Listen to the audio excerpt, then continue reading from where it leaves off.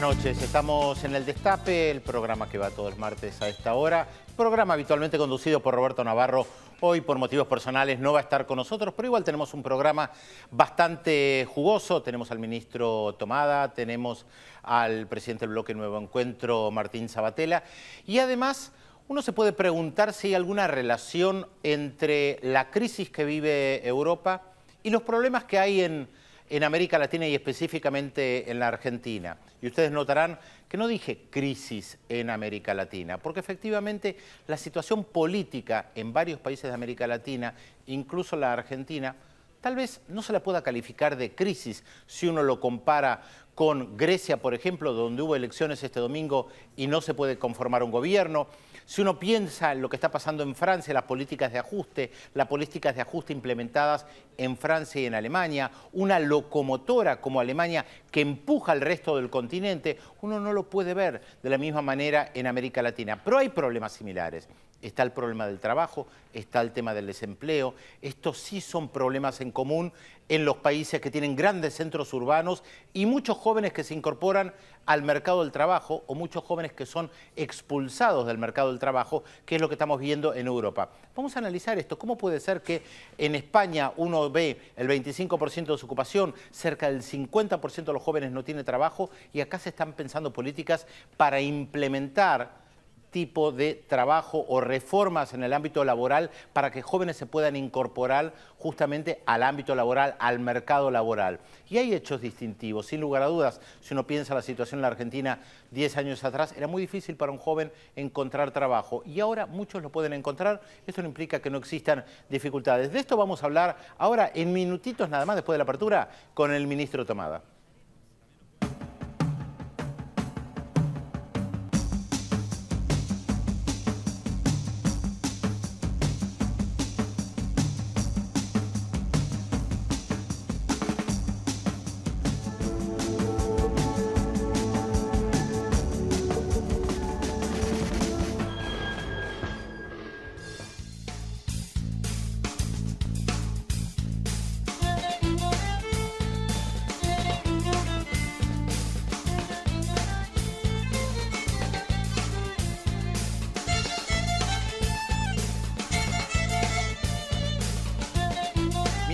Tomada, gracias por estar con nosotros. Yo recién en la introducción, tampoco se lo puede llamar exactamente un editorial al estilo de los que hace Roberto Navarro, planteaba la diferencia de lo que está pasando en la Argentina y en España, para tomar dos países como ejemplo.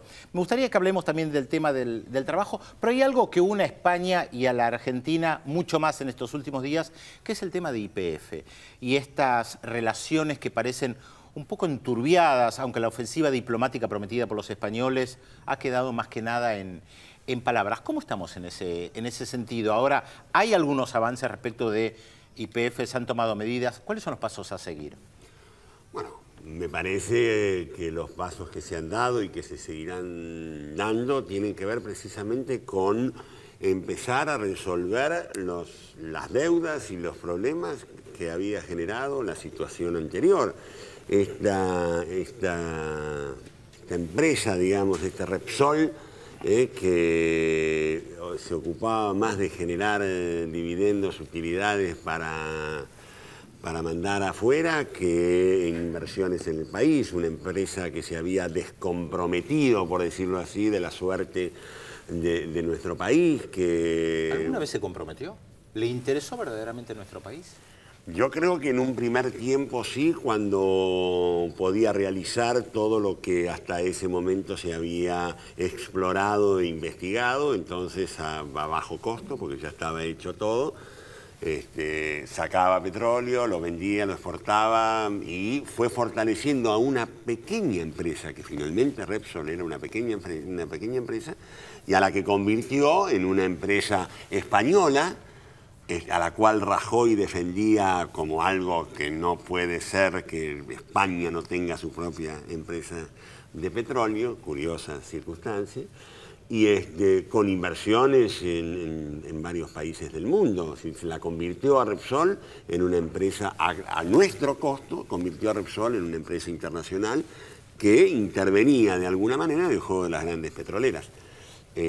Claro, El pequeño detalle era que a nosotros nos iba cada vez peor. Ahora, me imagino que usted como ministro de Trabajo, una de las preocupaciones ligadas al tema de YPF tiene que ver con este imaginario colectivo de una YPF que va a crecer, se va a desarrollar. Esto implica trabajo. ¿Qué evaluación hace usted de cuántas personas pueden llegar a trabajar en YPF, en qué área, en qué zonas, con qué calificación? Digamos, primero que nos va a ayudar, inclusive con otros temas que podamos abordar, es que el gobierno nacional, yo diría que atrás de todas las medidas que adopta está la cuestión del empleo. Si uno repasa y revisa todas las distintas... Alguna vez decíamos que para este gobierno una medida económica no es acertada solamente por su resultado económico, sino es considerada como una medida acertada si genera empleo o si ayuda a la generación de empleo.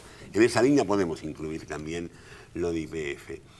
No hay evaluación aún sobre la cuestión de qué empleo se puede generar. Eso creo que es un tema que recién ahora que nos hemos podido hacer cargo de la empresa, porque cuidado que tampoco muchos números estaban claros, no se sabe ni siquiera cuántos pozos había en exploración ni en explotación. Digamos, recién ahora quienes están a cargo de la empresa, el ministro De Vido y Axel Kicillof y ahora el nuevo gerente general están empezando a tomar razón de muchos números que no podíamos conocer. Eso nos va a permitir hacer diagnósticos y pronósticos más sólidos, sin lugar a duda. Pero sí está claro que lo que va a volver a ocurrir es este factor dinamizador de las economías regionales que fue YPF en su momento, ¿no? Esto vuelve otra vez a ser YPF una empresa que va a tener impacto en el resto del país. Ahora, si uno piensa en los jóvenes que se están incorporando al mercado laboral y deben estar pensando, ¿para dónde voy? ¿Busco trabajo? ¿Para dónde voy? ¿Esto de YPF les cambia algo? Como para pensar en especificidad, ¿me pongo a estudiar algo? ¿Me pongo a trabajar en un determinado rubro? Yo diría que lo de YPF viene a fortalecer una dirección en la que vamos, ¿no? Está muy claro que nuestro país ha iniciado un proceso de reindustrialización que va a profundizar, que va a continuar en un conjunto de medidas que tienen que ver con esta dirección que la Argentina ha tomado definitivamente y que ha sido la razón de mucho de la mejora de la dinámica laboral en el país. No digo solamente en términos de empleo, digo en términos de empleo, en términos de salario, en términos de movilidad. Ahora, sin lugar a duda que lo de YPF ayuda en esa dirección. Fíjense que esto va a implicar, como ya viene implicando este conjunto de medidas, una mayor demanda de profesionalización en ingeniería, en investigación, en toda esa línea que durante un tiempo había sido abandonada. Cuando nosotros llegamos al gobierno eran escasos los ingenieros que se recibían, ni hablemos del área de ciencia e investigación donde los habían mandado a lavar los platos, ¿no? ¿Usted tiene algunos datos al respecto de cómo ha cambiado en los últimos años? En los otros días hablando... No le pido que sepa todo de memoria, obviamente. No. Algunos deberían saberlos, pero lo que quisiera recordarme, pero es muy notable cómo han cambiado el tema de los egresados de ingeniería y también las previsiones que se están haciendo hacia adelante en términos de cuántos son los egresados que vamos a necesitar en ingeniería. Esto está trabajando tanto el Ministerio de Educación como el Ministerio de Planificación, estimulando la inmersión de los jóvenes en ese terreno. Más allá de YPF, usted está hablando de los jóvenes, la reinserción de los jóvenes. ¿En qué áreas se está notando un cambio respecto al empleo de los jóvenes?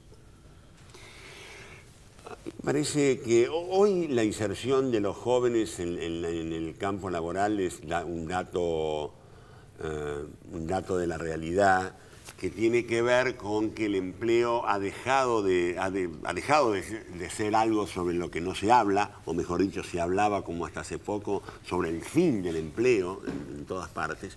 Y en la Argentina ha vuelto a ser primero una realidad y fundamentalmente una expectativa para los jóvenes. Y en esto nosotros estamos aportando desde el Ministerio de Trabajo con una política específicamente dirigida a la inserción laboral de jóvenes.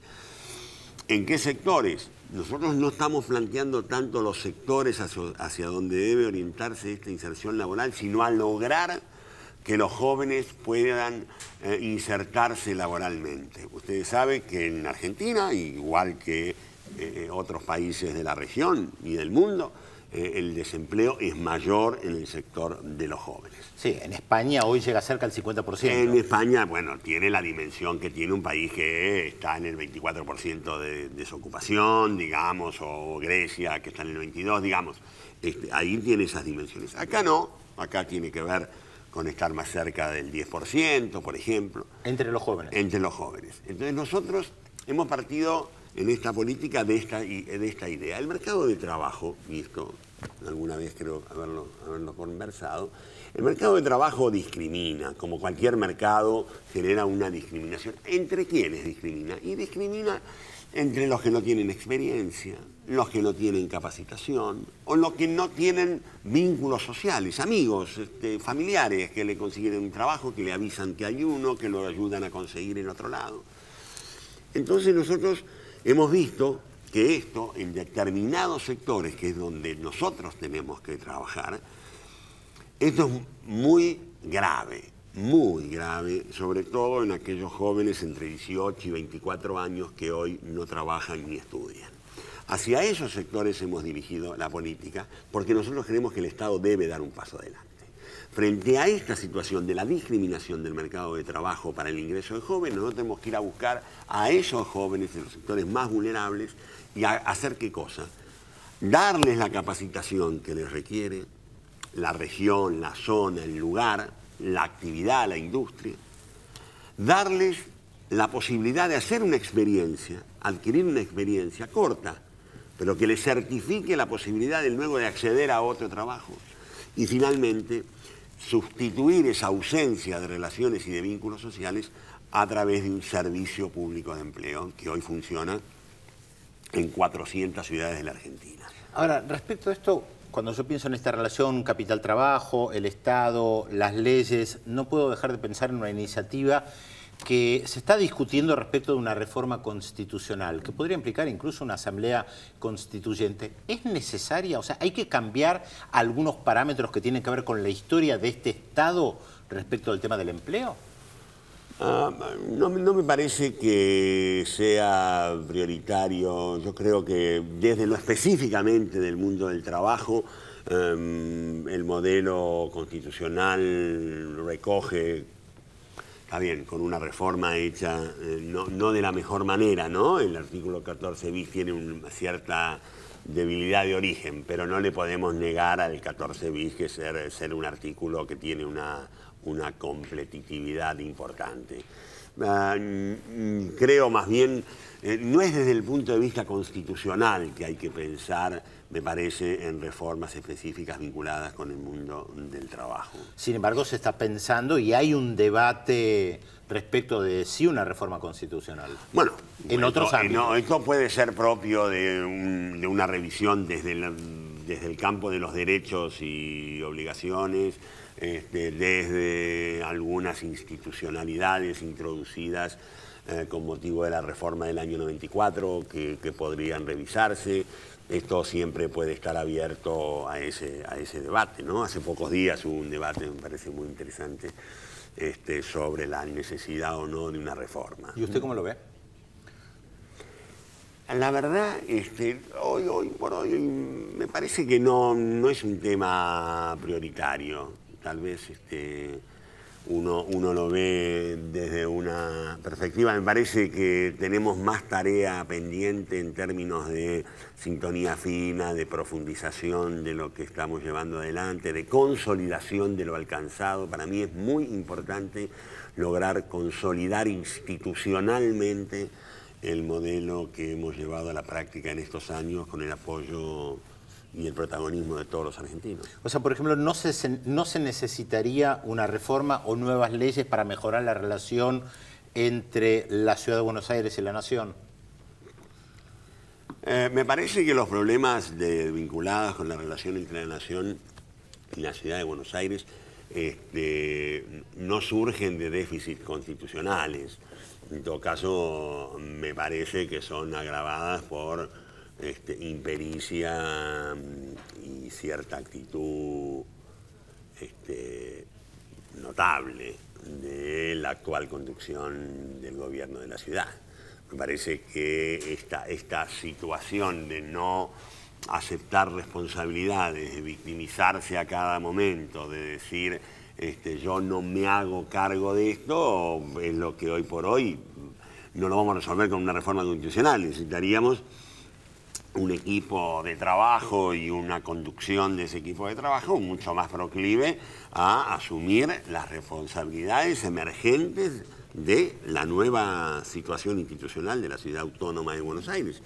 En la medida de la Ciudad Autónoma de Buenos Aires es insostenible que este rechazo permanente que hay por parte del gobierno de Macri. El ejemplo de los subtes es notable, ¿no? Es notable. Nosotros estamos convocando a una negociación colectiva, que es lo que nos corresponde como competencia del Ministerio de Trabajo, y ocurre que el gobierno de Macri, que fue el que aumentó las tarifas en un 127%, yo me pregunto, si decide aumentar las tarifas, debe ser porque evaluó los egresos y entonces mide cómo mejora los ingresos para poder afrontar esos gastos.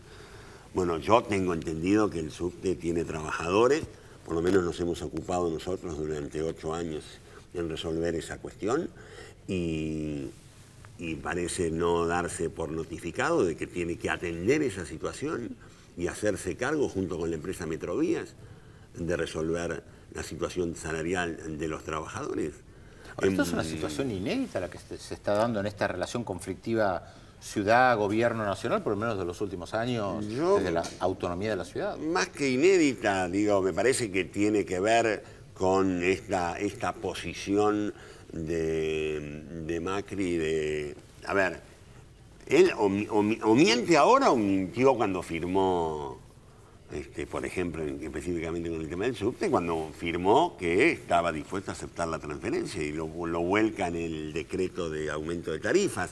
Me parece que hay una actitud recurrente de no hacerse cargo, pero no en este tema, en todos los temas que se le van planteando como desafíos. Digo, este hombre se plantea como en una cierta proyección nacional.